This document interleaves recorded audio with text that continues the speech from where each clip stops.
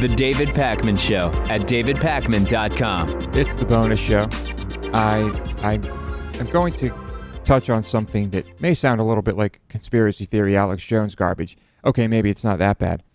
But as of late, there have been a lot of videos circulating, pictures and videos of children from wherever that seem to be injured in war zones. They're covered in dust and soot. They're bloodied up. And these pictures and images are going viral. I've watched many of these videos, and now I'm not saying they're all fake. I'm not saying that by any means. I know many of these are real. But I watched one involving multiple children, and they weren't in an ambulance. It was not a hospital. It just seemed like a house. Could have been a makeshift hospital, I suppose. Mm-hmm. Didn't seem like it. But there are these very young children.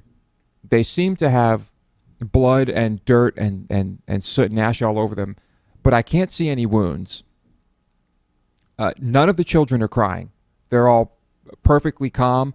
Could they be in shock? Maybe in shock, right? I know. And they all just seem very confused, right? Like like touching the blood, looking at it, just kind of sitting there looking baffled.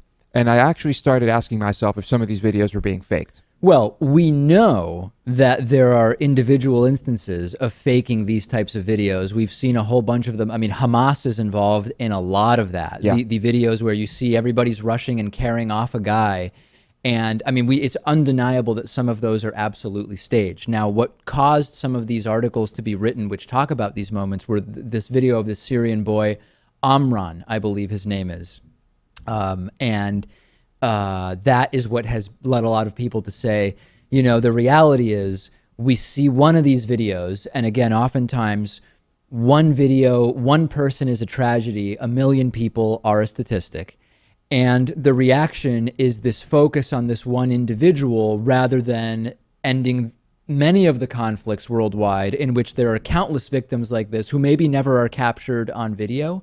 So yeah, my feeling is that by and large, these videos are not staged. We know that some of the videos are staged. My bigger problem is that there doesn't seem to be the movement that generally stems from these individual videos seems to focus on the individuals rather than the broader issue of permanent war in many parts of the world, etc. And it's horrifying to see these individual videos. There's no doubt about it. And in many cases, you know, whether an individual video has been staged or not is less relevant than, I mean, obviously it's horrible and I condemn it. I do condemn that. Well, we know what's happening in Syria, no doubt about that. We know what's happening. There's no doubt about that, right? Whether an individual video is staged or not doesn't change what's happening in Syria. But my problem is that sometimes it's the same thing as when an abandoned or injured dog seems to generate overwhelmingly more public action and fundraising than the deaths of 10,000 children. And the common example is 10,000 kids died in Africa from hunger. And you don't see everybody on your Facebook posting about that because the individual video of the injured dog seems somehow more visually compelling or causes a visceral reaction. Right. Or when, and just an example, nobody kill me here, when one police officer or one person in our armed services, or let's say a few people in an allied country are killed, and the media frenzy around that, and the support, and the people changing their Facebook pictures, and all that stuff. But then there's a bombing in Turkey, and 50 people die. Well, we've talked about it. A lot of it has to do with establishment bias, right? Yeah. Which is, if a single person dies in a horribly tragic way in a place in the U.S. where you don't feel that it is sort of, quote, expected, whatever that means, that creates a very different reaction than if you hear that yet another 300 children have been killed in some part of the country where the sort of paradigm is, oh, it is expected there. Yeah. Really, there should be, if it's 100 kids killed, you would imagine, oh, there's 100 times more outpouring of whatever compared to what you would see for one person in the US. But it's a weird thing, Jason. And this we know that this is how it works. And it goes back to this idea that 1 million people are a statistic and one individual story is a tragedy that people can connect to.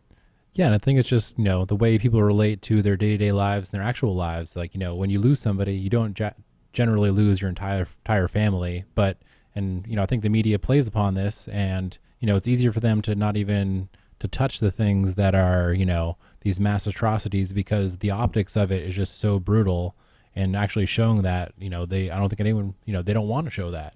I wonder, though, because on the one hand, there's the argument that if CNN every day did a report with video on the number of kids who died in Africa from a combination of hunger and completely preventable diseases, the one side is it'd be the same thing every day. It's not unique. It's expected, so it wouldn't really get a reaction from people. However, I don't know that I buy that. If you really were seeing that every day on CNN and Fox News and MSNBC, wouldn't you see way more political will from people living here in America to do something to stop that? Oh, you mean like the videos of children, Palestinian children getting pushed around by Israeli soldiers that we see every day? Well, what point are you trying to make? I'm trying to make that's the stuff you hear about all the time. We see that stuff all day, every day, social media. And there's it's a like huge how bad right. Israel is, and there's this massive movement to do something about it that's been going on for years. Well, I think that supports the idea that people wouldn't be numb to kids dying in Africa every day just because it's, quote, expected. I think it might actually make a difference.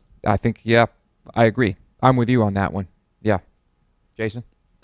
Yeah, I think, part of it too is like, when you see, my family watches 6 o'clock news sometimes, and it's usually they don't even show the video. It's more like they just glance over it. Oh, today in Detroit, another 30 people were killed, and they but that gets to another thing, which is in other parts of the world, news media shows the graphic footage way more, right? If you look at news in, I mean, there's a number of countries in Europe where the normal news about war shows the violence, and people seem to have a much more, I don't know if you would call it, they're much more connected to the real life violence of some of these engagements than when you see the sanitized news on, like Jason is saying, on the 6 o'clock news. Yeah. Yeah, I don't know. But depressing stuff. Yeah. All right, moving on.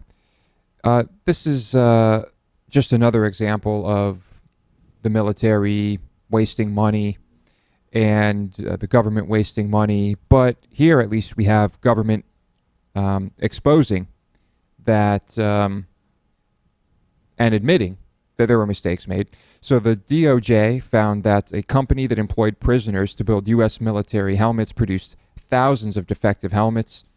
And it's this company that has been working now.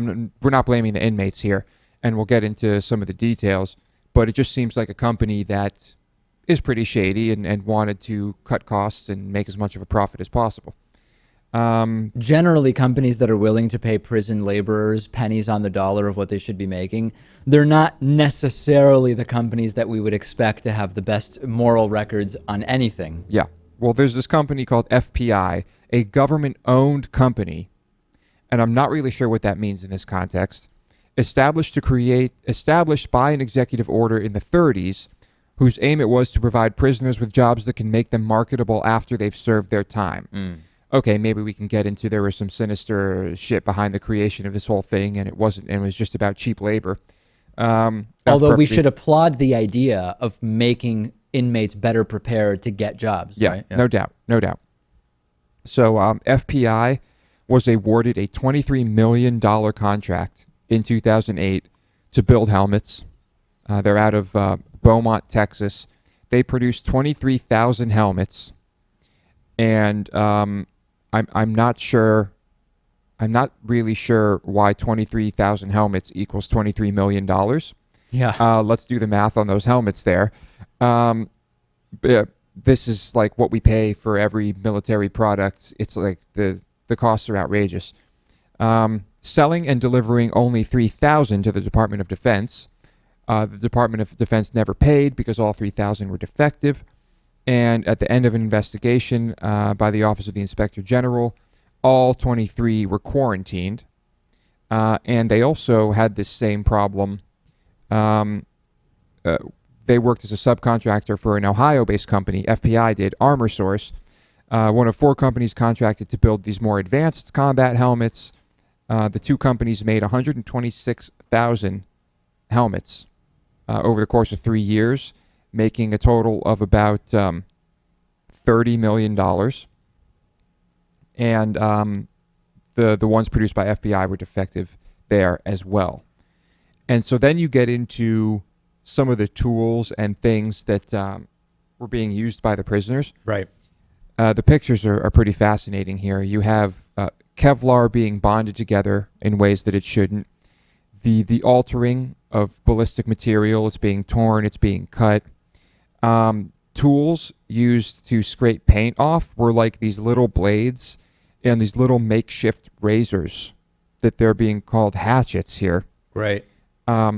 There's a screw tool used to strip Kevlar, which is actually just a screw through a piece of wood with some duct tape wrapped around it. Wow. These are the tools being used. And it's a joke. And so, yeah, I mean, it sounds just like it is. It's just this company trying to make as much money as possible. And of course, the instinct is to blame the dumb inmates, but the reality is, look at the circumstances that they were and tools that they were given to carry this project out. And by the way, we're talking about equipment to protect troops' brains here. Yeah. Or not exactly where you want to skimp on production. Yeah. And so it's probably just all about saving money, but it doesn't sound like it's about saving money when you hear that 26,000 helmets cost $23 million. No. It sounds like one of those very lucrative contracts. Yeah. All right. Prison story number 2 real quick. Apparently ramen noodles are overtaking tobacco as the most popular prison currency. And this is because the food has become so bad. Quote, ramen is easy to get and it's high in calories. A lot of them, they spend their days working and exercising. They don't have enough energy to do these things. From there, it became more a story why ramen in particular. And this guy interviewed 60 inmates over the course of a year at one state prison as part of a wider study on prison labor. Found that the instant soup surpassed tobacco. So you can basically just use it to trade for whatever. It's currency. It's currency. Yeah. Yep. Currency. I like this currency more than tobacco as it can keep you alive. Right. Because it's food. And I'm not sure why it's ramen. Maybe it's just easy. It's high in calories. Well, I think also it's universally useful in that I'm guessing any inmate would have the ability to, they don't necessarily have the ability to heat water. I'm not actually sure about that. Maybe certain sinks would only have cold water come out. Probably depends on the facility. But in any case, maybe it would be something that would be useful to most inmates in prison. I don't know. I would attribute it probably to the same thing last story, just profit margins. Like I'm sure whoever's smuggling into the prison is the cheapest thing to sell people. And it's like for 22 cents, it turns into 30 cigarettes or whatever. I don't even know. That's a good point. Yeah, the actual cost of the item. Right. That's a big factor. The other thing I was thinking of as far as this goes is when you're trading the cigarettes, those are contraband in many prisons, aren't they? Whereas presumably in a lot of prisons, you would be allowed to have non-perishable food or whatever you want to have with you. So maybe it's also less risky. Yeah, that's true. It might not be contraband. I don't think they get into that here. Certainly, I doubt it's even if it is contraband, probably not something that these inmates, the guards and the faculty are worried about. And as to the cost at the prison from the study, ramen cost 59 cents at the commissary, but would be exchanged for items worth far more in value. For example, a sweatshirt that is worth $10.81 can be bought, for 2 packs of ramen. So like $1.20. Yep. 5 tailor-made cigarettes worth $2 can be bought for 1 pack of ramen. And it's pretty interesting. Are you into the whole ramen movement that's going on now? Like of real ramen? Real ramen, yeah. Yeah. Well, a lot of people don't even know what real ramen is. Some people just assume that ramen is only those packs that you add water to. Yeah. And the packs, that's not what came first. So, yeah, a ramen shop would be where you go and you get presumably homemade noodles and broth, and they're delicious, and there's all sorts of stuff inside, and you get whatever you want in there. I love it. Who doesn't love the good stuff. Jason doesn't. He told me before. No, I hate it. Are you into the ramen movement? Yeah, I lived in the West Coast in San Francisco for a number of years, and there's, every kind of Asian community there, pho, ramen, all into it. Good Right. stuff. If you live in Brooklyn, I highly recommend a place called Ganso, which is in the sort of downtown neighborhood, and a place called Dasara Ramen, which has something I've not seen before and is actually quite good. They have deli ramen, which is basically like combining a Jewish deli with ramen. So it's basically ramen, and they drop in some slices of pastrami and a matzo ball soup. Okay. Delicious. Interesting. Yeah.